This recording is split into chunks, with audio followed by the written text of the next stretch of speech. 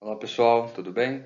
Vamos então dar continuidade aos nossos estudos em mais uma aula assíncrona de geografia. Nós iremos trabalhar nessa aula o processo de industrialização dos Estados Unidos, tá bem? Porém, não tem como a gente falar do processo de industrialização dos Estados Unidos sem antes a gente trabalhar um pouquinho da história desse país, ok? As raízes da que já foi, né, a maior nação industrializada do mundo, hoje perdendo apenas para a China, está lá atrás no seu processo de colonização. Então vamos entender um pouquinho do processo de colonização dos Estados Unidos e qual é a relação deste processo com a industrialização do país atualmente. Bom, a primeira coisa que a gente tem que destacar sobre o processo de colonização dos Estados Unidos é que devido à posição latitudinal das antigas 13 colônias inglesas, né? Na verdade, a Inglaterra começa o processo de colonização. Devido à posição latitudinal desses territórios, nós temos a formação de grupos de colônias, ok? Os dois grupos principais que a gente vai trabalhar são aqueles chamados de colônias do norte e colônias do sul. Se vocês observarem este mapa aqui, vocês irão notar, tá bem? Na legenda, aquilo que está pintado com a cor verde é o que nós chamamos de colônias do norte, e aquilo que está pintado com a cor mais alaranjada é o que nós chamamos de colônias do sul. Ah, mas e as colônias do norte? As colônias do norte, elas tinham uma característica mais próxima daquelas que a gente vai apresentar como as colônias do centro, elas tinham uma característica mais próxima daquelas que a gente vai apresentar como as características das colônias do norte. Bom, vamos lá. O que isso tem a ver com a posição latitudinal, essa divisão? Galera, por conta da latitude dessas 13 colônias, aquelas que estavam localizadas mais ao norte, se nós traçarmos aqui uma linha, elas tinham condições climáticas muito semelhantes àquelas encontradas na Inglaterra. Como o objetivo da colonização era a obtenção de recursos minerais e naturais, tá bem? Perdão, recursos minerais e vegetais para os processos e atividades econômicas da Europa, aquilo que se fazia na Inglaterra não era muito diferente do que podia ser feito nessas colônias que estavam localizadas mais ao norte, por conta das condições climáticas e da semelhança, né, do solo. Enfim, essas regiões, né, essas colônias, por conta dessas características naturais, não despertaram o interesse da metrópole da Inglaterra. Ao passo que as colônias que estavam localizadas mais ao sul, que nós nomeamos como colônias do sul, elas já tinham um clima mais tropical, mais próximo do tropical, um clima mais quente, com características de solo também diferentes, ou seja, era possível nessas regiões o desenvolvimento e o plantio de produtos que não cresciam, que não podiam ser cultivados lá na Europa. Ou seja, era possível na colônia do sul você cultivar aqueles chamados gêneros tropicais de alto valor no mercado europeu, como a cana-de-açúcar para a produção do açúcar, o tabaco, o cacau e por aí vai. Produtos que tinham um valor comercial muito grande, tá certo? Então, desde o princípio houve uma predileção, vamos colocar assim, da metrópole inglesa pelas colônias localizadas mais ao sul, por conta de suas características naturais, né, principalmente aí o clima e o solo, e um certo, vamos colocar entre aspas, abandono daquelas colônias localizadas mais ao norte, pelo mesmo motivo, por conta de suas características climáticas e do solo, ok? Esse certo abandono dessas colônias do norte fez com que para lá se dirigissem pessoas que tentavam fugir de perseguições políticas e religiosas na Europa, principalmente na Inglaterra.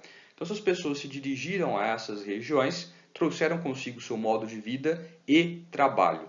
No sul, a fiscalização da metrópole era maior. Então ali, as atividades que se desenvolviam com a tutela e com a fiscalização da metrópole, tanto na questão da tributação como das atividades a serem desenvolvidas. Então vamos colocar assim, no sul você tinha um olho maior da metrópole e no norte um olho menor. Esse olho maior no sul fez com que ali se desenvolvesse um modelo que nós chamamos de colonização de exploração, e no norte esse olho menor fez com que se desenvolvesse um modelo que nós chamamos de colonização de povoamento. Tá, o que isso tem a ver com o que nós estamos estudando? Pessoal, este modelo de colonização de povoamento no norte permitiu, a partir do momento em que a colônia não dava tanta importância nem fiscalizava as atividades no norte, o desenvolvimento de manufaturas. Okay? A manufatura é a antecessora da indústria ou do modelo de produção industrial. Essas manufaturas começaram então a produzir certos produtos que a Inglaterra também produzia e vendia para essas colônias. Então, por baixo dos panos, você tem nessas colônias o começo do desenvolvimento daquilo que vai se transformar em uma concorrência para as manufaturas inglesas. Tudo bem? Tá.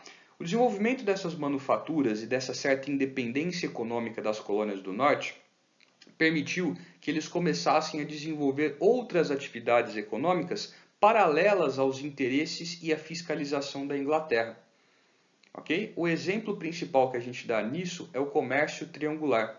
O comércio triangular ele envolvia 3 regiões. Ele envolvia as 13 colônias, ele envolvia o Caribe, no caso as Antilhas, e envolvia a África. Okay? Como que funcionava este comércio triangular? Observem aqui neste mapa, tá certo?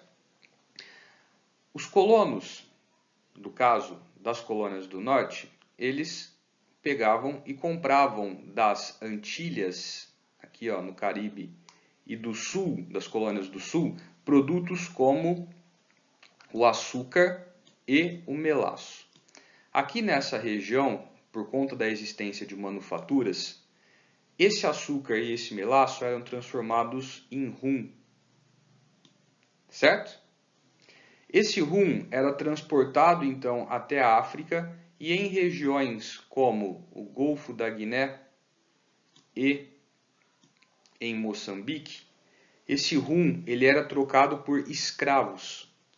Esses escravos, por sua vez, eles eram transportados até o Caribe e até as colônias do sul, onde eles eram novamente aí comercializados e trocados pelas matérias-primas que eles iriam utilizar para a produção do rum. Além disso, essas colônias do norte vendiam tanto para o sul como para o Caribe produtos manufaturados, outros produtos manufaturados. Então, desenvolveu-se nesta região, tomando 13 colônias, principalmente as do norte, o Caribe e a África, aquilo que nós chamamos de comércio triangular. Daí o nome comércio triangular. Certo? O que isso tem a ver com o que a gente está estudando, galera? Não sei se vocês perceberam que eu comentei, a manufatura ela é um modelo de produção que vem antes da indústria. Ou seja, como a gente está falando do processo de industrialização dos Estados Unidos, o que hoje são as indústrias começaram a se desenvolver ainda no período colonial, nessa região localizada mais ao norte, nas colônias do norte, resultado no modelo de colonização de povoamento, tá? Resultado, por sua vez, das características climáticas. Tudo bem até aqui, galera? Separei para vocês aqui um esqueminha mostrando as diferenças entre as colônias de exploração e as colônias de povoamento. Tá? Então, nas colônias de exploração, nós temos uma produção agrícola em larga escala, tá? Em grandes propriedades voltadas para o mercado externo. Nas colônias de povoamento, a produção em menor escala, tá certo? Voltada para o mercado interno. Permite aí o desenvolvimento de uma classe média, pessoas com dinheiro para consumir, e aí a indústria tem mais um motivo para se desenvolver. Ok? Nas colônias do sul, o trabalho é escravo, enquanto nas colônias de exploração do sul, o trabalho é escravo, enquanto nas colônias de povoamento do norte, predomina o trabalho livre. Ou seja, eu tenho aí mais gente para consumir os produtos da indústria. Daqui a pouco eu vou comentar para vocês que essa diferença entre a mão de obra no norte e no sul vai levar a um conflito nos Estados Unidos. Tá certo? Que nem eu comentei com vocês, nas colônias de exploração do sul, o pacto colonial era rígido, o olho da metrópole era maior. E nas colônias de povoamento do norte, o pacto colonial ele não era aplicado da forma como era aplicado no sul, ou seja, o olho da metrópole era menor. No sul, predominava a monocultura, a produção dos itens ou dos produtos tropicais que eu falei para vocês, a cana-de-açúcar, o tabaco, o cacau, o algodão, enquanto nas colônias do norte de povoamentos nós temos a policultura, tá? A produção de vários gêneros. Muito bem, vamos seguindo então. Bom, como que se deu então o processo de industrialização? Primeiro, antes de nós comentarmos do processo de industrialização, já sabendo do panorama histórico, a gente vai dizer que só pode ter o processo de industrialização dos Estados Unidos quando surgir os Estados Unidos. Quando que os Estados Unidos surgem? Bom, tudo começa depois de um conflito envolvendo Inglaterra e França, chamada Guerra dos 7 Anos. Essa guerra teve uma participação massiva dos colonos. E uma vez que a guerra terminou, esses colonos não foram propriamente compensados pela Inglaterra pelo seu envolvimento neste conflito. Isso gerou certo desconforto. Além de não compensá-los, a Inglaterra ainda vai criar e elevar impostos já existentes para cobrir os gastos que ela teve nesse conflito. Tudo isso junto vai gerar grande insatisfação nesses colonos. Tá bem? Insatisfeitos, esses colonos vão organizar um congresso, contando com participantes de todas as colônias, tá bem? O primeiro congresso continental da Filadélfia. Ali começam a surgir as ideias de independência e de emancipação política, até que no segundo congresso da Filadélfia eles declaram a independência dos Estados Unidos, né? Redigem e apresentam a declaração de independência das 13 colônias, criando assim os Estados Unidos em relação à Inglaterra. Tá certo? É óbvio que a Inglaterra não aceita e no dia 4 de julho, data que ainda hoje é comemorada como o dia da independência, não o dia que eles venceram a guerra, mas o dia que eles se declararam independentes, tá certo? Eles então declaram a independência, como eu acabei de dizer, em relação à Inglaterra, que desencadeia a guerra. Certo? Muito bem. Terminada essa guerra, que teve a vitória dos colonos, que contaram, né, com a ajuda dos franceses e holandeses, inimigos dos ingleses, tá certo? Terminada essa guerra, então, surge os Estados Unidos, inicialmente naquele território formado pelas 13 colônias, que vocês viram no mapa ali atrás. Uma vez que o país é formado, então começa o seu processo de industrialização. Para que essa industrialização pudesse começar, alguns dos fatores já foram pontuados, como a existência, principalmente no norte, de um mercado consumidor para os produtos industriais e de manufaturas que vão se transformar em indústrias. Além desses fatores, contribuíram também para a industrialização dos Estados Unidos a vinda de uma grande quantidade de imigrantes europeus, imigrantes esses que fugiam de problemas que ocorriam no continente europeu, fome, doenças, guerras, e procuravam certa estabilidade nas Américas. Afinal, a guerra já tinha acabado na América e aí começa um período de estabilidade, não tão duradouro e nem geral, mas enfim, mais estável em alguns aspectos e períodos do que na Europa. Então, essa grande quantidade de imigrantes que foram aos Estados Unidos, eles vão servir como a mão de obra necessária para a indústria. Fatores também contribuíram, além desses. Os Estados Unidos eles possuem grandes reservas naturais, tá bem?